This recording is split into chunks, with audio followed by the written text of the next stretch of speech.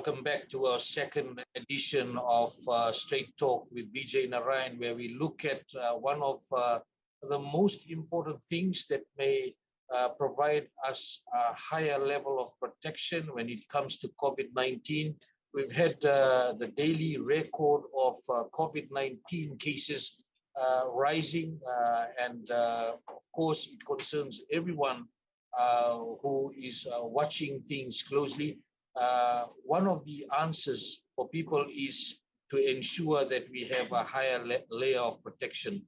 And as we discussed, that one of those ways we can do that is through vaccination. So we've got head of vaccination task force for the health ministry, Dr. Devi, again joining us. We know a very busy person. Thank you for taking time out to talk to us this morning. Dr. Rachel, first of all, since the last week, vaccinations have gone up, the number of people who have taken the first dose and the number of people who have taken the second dose. Can you update the people about that, please? Yes, thank you, Vijay. And it's good to be back and talking about vaccines again, because we know it's an important pillar to the whole COVID-19 containment in Fiji. But being mindful, it's not the only pillar, right? It's not the only component. So yes, we know we did more than 70,000 in a week alone last week, and this week alone it's just been 2 days, and we've already crossed about more than 13,000 vaccine doses across the VT level alone. And having said that, this is we know as well that this was achieved despite the challenges on the ground.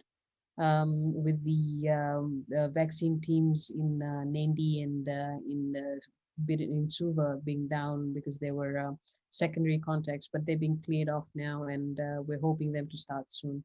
So, but yeah, cumulatively, as of yesterday evening, we had 220,437 individuals who had received their first dose, and 4773 had received their second doses. So we know we still have a small amount of people who are fully vaccinated. And we also do know that, the AstraZeneca vaccines do work against this Delta variant, the Indian variant we're talking about here in Fiji. And better protection is with the second jab. That's important. So yeah, we've definitely passed the 200,000 mark in terms of vaccinations in Fiji as of yesterday evening. Dr. Rachel, we'll go straight into it, where there's been a lot of misinformation, and the best way to deal with misinformation is to call it out and to say, listen, these are the facts here, and let's get things straight here. Where we have had some people talking about that this vaccine, after you take it, that you can get magnets to stick on your arms. Your comments on that? Thank you, Vijay. Yes. So firstly, the vaccine's content, it has no metallic contents in it. It is whatever every other vaccine contains, usually the proteins, the acids, amino acids, etc. I mean, that's what it has, but it does not have any metal content. And I'm not sure, I believe a lot of people may have watched our FNU video as well, in terms of the magnet story, where one of the professors had literally portrayed it where the magnets were, and then she licked it and stuck it on her forehead. I mean, we don't know what people are doing behind the scenes and what videos they're taking in terms of portraying it, but I can guarantee you there's no metallic elements to this. I've even heard on social media that some people even tried the magnet without having been vaccinated, so it stuck. I mean, because obviously they either licked it or something, but we know for sure, when we look at the content of the vaccine in itself, there is no such thing, and yeah, that can be rest assured. The other issue that people are talking about, that there's some sort of animal fat that gets injected in people when they take the vaccine. That goes back again to the content of it. There is no animal fat. There is not even any pork products, nothing of that sort. And the virus, and the vaccine in itself, it's not live vaccine. We do have vaccines which are live, but this is not a live vaccine. And we know it's absolutely, the content is not what people think it is. And honestly, if the other thing to say in that is, if you're really wanting to know the exact content, I mean, it will be a bit scientific in terms of words and all that things. You can always go to the WHO website, and even our Minister of Health webpage has those WHO webpage links. You can always visit them for the correct information.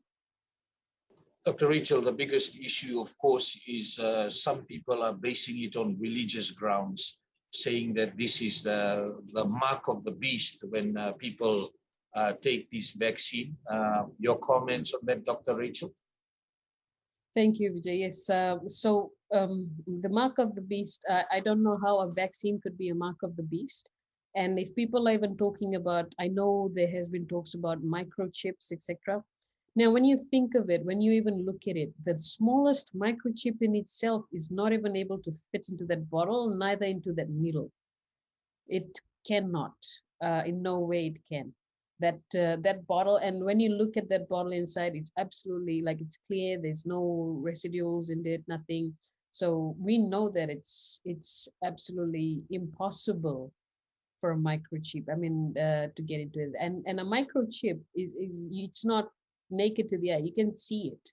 You can probably, if you hold it in the palm, I mean, in your palms, you'll definitely visualize it. And in no way can it get into an arm in this context. And it's not even into that vaccine jab that's going to people.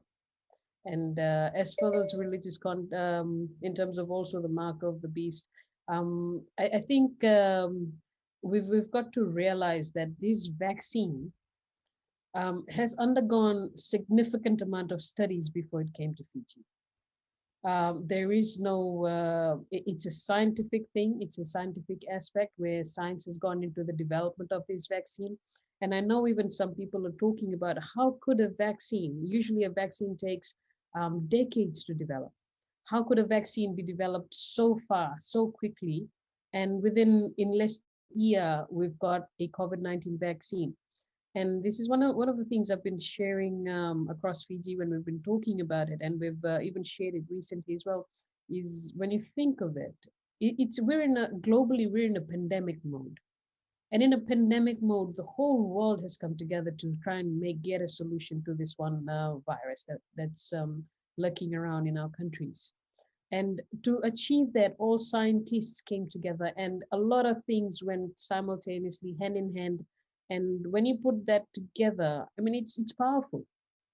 When we join hands together as a nation and we're able to combat this disease, that's powerful. So similarly, science happened in that sense that all scientists, all great minds came together and made this happen in a matter of months. So that in itself is a global achievement. And there is already evidence that there is significant reduction in deaths. When we look at it, I mean, UK honestly is a typical example where they used to have thousands and thousands of deaths. Now they are having only a few, and even in that, it's amongst the non-vaccinated individuals. So I think we really need to relook at what's being spoken about.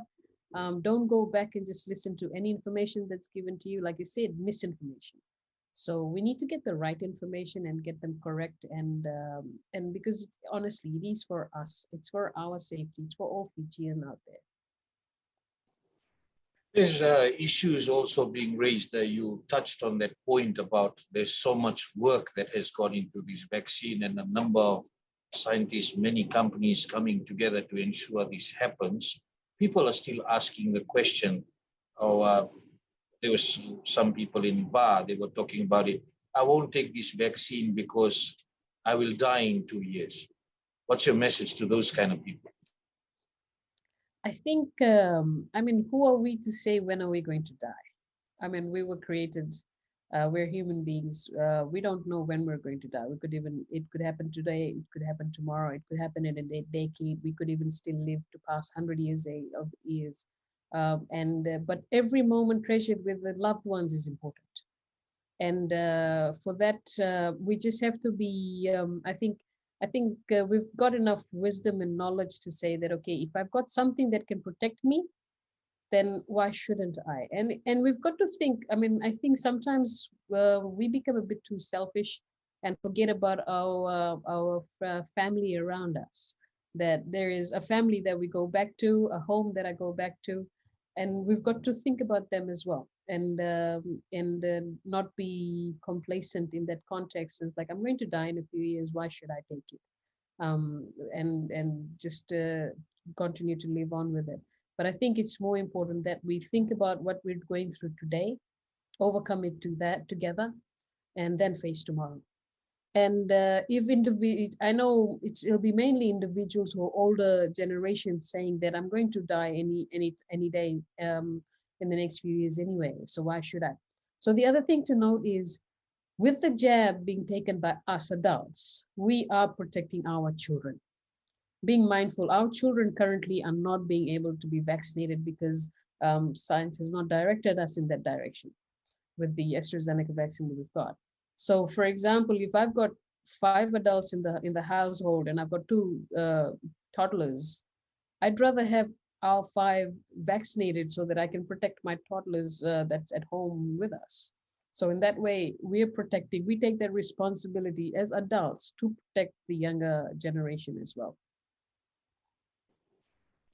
Cases are rising. We've got cases going into the 60s. The daily records for COVID-19 cases went up to more than 80. Now it's more than 90, and it continues to rise. Dr. Fong says we expect more cases and widespread cases. From the perspective of those who do not want to take the vaccine, what are they stopping themselves from getting if they do get the vaccine? Yes, a very important question, and I think there's 2 parts to it as well. Firstly, when we've got the increased rise in cases, we also do need to know that these vaccines are there to help us from getting severe disease of the COVID-19.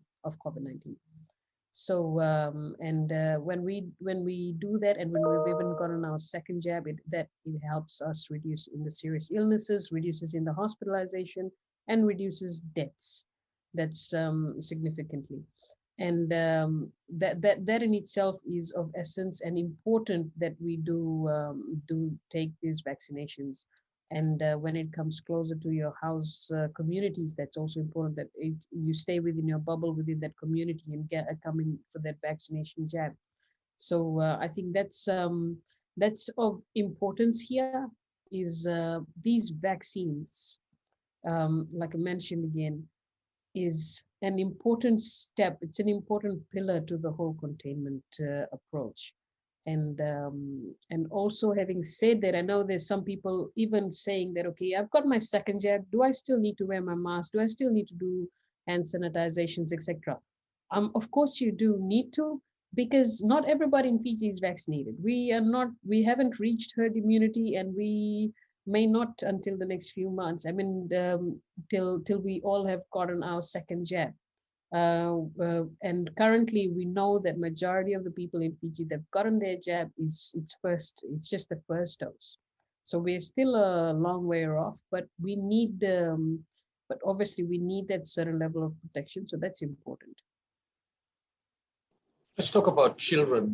There's a CDC in the US came out with some information about the vaccine that they are administering, that children as young as 12 and up can get the vaccine. Of course, with AstraZeneca, tests are still underway. A lot of parents are wondering what's the situation with their children, with also schools still closed and the steps taken forward. We are far from that at the moment as far as decision making is concerned. What's the word from that scientist that you are talking to at WHO and other organizations about children? Yes, so that's an important question, and I think, and I know that a lot of people are asking this: How am I going to protect my child? And we know we've seen cases amongst children as well in Fiji. That's been obvious in this outbreak.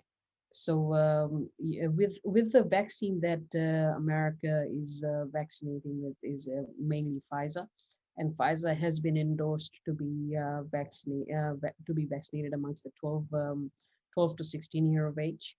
Um, and that's something that definitely that's important as well. And we're looking into considering that for that as for that particular age group in the coming days. But we also do know that AstraZeneca vaccines are undergoing studies for this particular population. But the most important thing there is if we adults get vaccinated and create that herd immunity that we require in Fiji, our younger generation is protected. That's important. While we have that opportunity with the vaccines that are available in country, I think we should maximize on it. And this is where I think all adults play a play an important role, that responsibility for the younger generation. So I think if adults put in hands together and get vaccinated, we have the potential to protect the younger, as long as we reach herd immunity, and even better. Let's talk about herd immunity for Fiji. Uh, what would be what are the discussions based around herd immunity?